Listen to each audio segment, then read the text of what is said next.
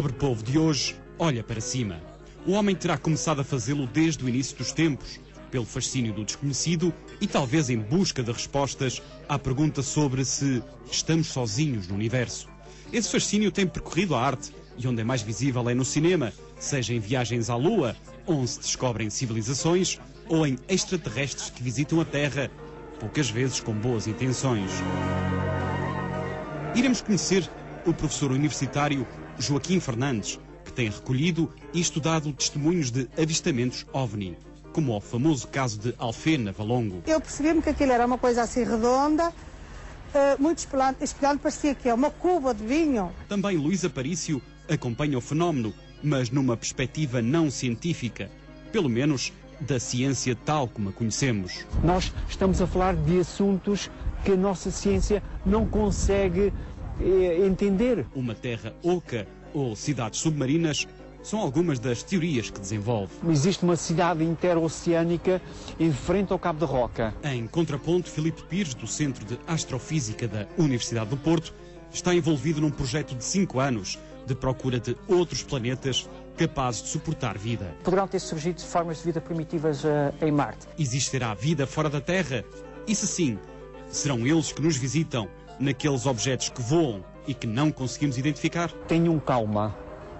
Não se aproximem, não lhe lancem pedras, não os tentem alvejar.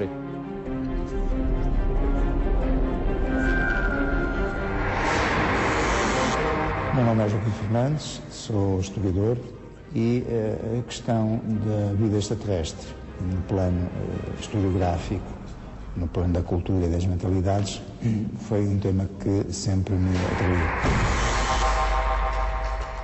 Chamo-me Luís Aparício, já tenho 56 anos e ando nestas coisas de ovniologia desde há muitos anos, desde os meus talvez 18 anos.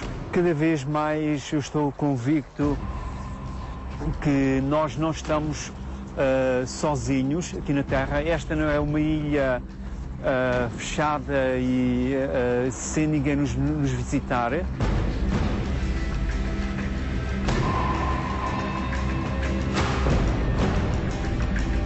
Fisicamente separados por 300 km, o que une estes dois homens está para além da compreensão da maioria das pessoas. OVNIs, objetos não identificados, fazem parte da vida de ambos. Joaquim Fernandes procura respostas com base científica. Luís Aparício deixa-se levar pela paixão e pela crença. Quem somos nós? Que momento glorioso é que a Terra estará a passar neste momento? Não há temas indignos de ciência, há métodos indignos dela. Começamos esta viagem pelo desconhecido em Vila Franca de Xira, com o presidente da Associação de Pesquisa OVNI. Há qualquer coisa aqui por baixo de nós, comprovadamente. Por baixo? Por baixo de nós, por baixo de nós. E parece que não é por acaso que nós estamos aqui sim em Vila Franca de Xira, está ali sim embaixo. Tenho um relato, ainda não foi feito, de um OVNI que se foi visto a enfiar-se ali na Lesíria. Existe no Oriente uma palavra que é a lei do karma. Será que eles, se vierem aqui, se mostrarem-se com intensidade e se aterrarem ali assim no Terreiro do Paço, irão modificar toda a nossa forma de pensar? Pela lei do karma, nós iríamos modificar o nosso comportamento perante aquilo que eles nos vinham aqui dizer.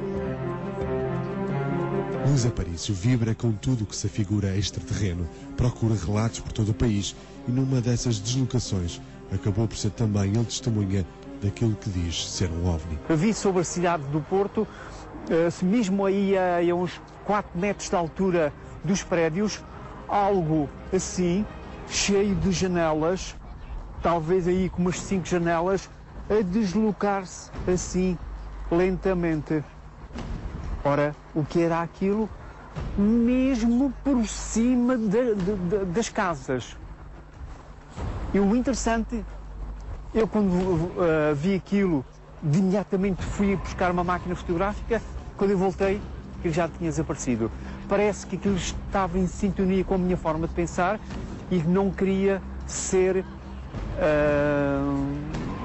filmado ou fotografado.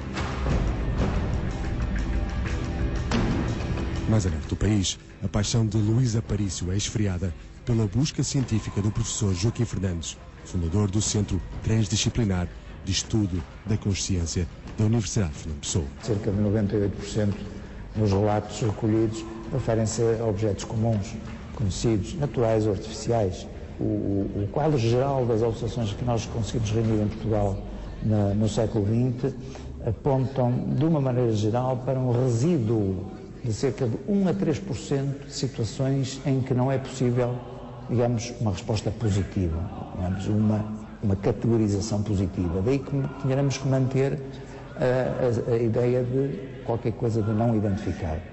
Portanto, é esse resíduo que justifica o termo OVNI. Ao longo de uma década, os investigadores do STEC reuniram cerca de 800 relatos de possíveis avistamentos de OVNIs. Fizemos, de facto, com outros colegas, levantamentos de terreno, levantamentos e reconstituições no próprio local dos acontecimentos, no momento em que o fenómeno se deu. O caso da Alfena, enfim, dos mais conhecidos que ocorreu em Portugal, foi investigado 24 horas após, digamos, a sua eclosão.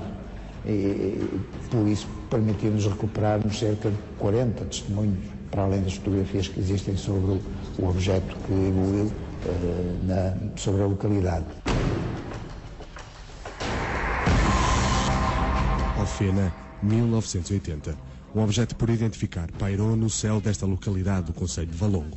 30 anos depois, os relatos de quem presenciou o fenómeno ainda são iguais aos arquivados nos dossiês do STEC. Foi um dia de manhã, estava um dia lindo, cheio de sol, e eu vinha à minha varanda e não sei como é que reparo e vejo um objeto vir assim naquela direção dali, uma coisa cada vez mais espelhante, mais espelhante, mais espelhante e cada vez mais baixa. Estava a entrar do portão e não sei como, reparei, olhei assim, reparei assim e vejo aquela coisa, aquele monstro por ali fora. Eu nunca vi um OVNI nos filmes, mas dava a sensação que era a mesma coisa. Ui, que é que vem aí? Que vem aí?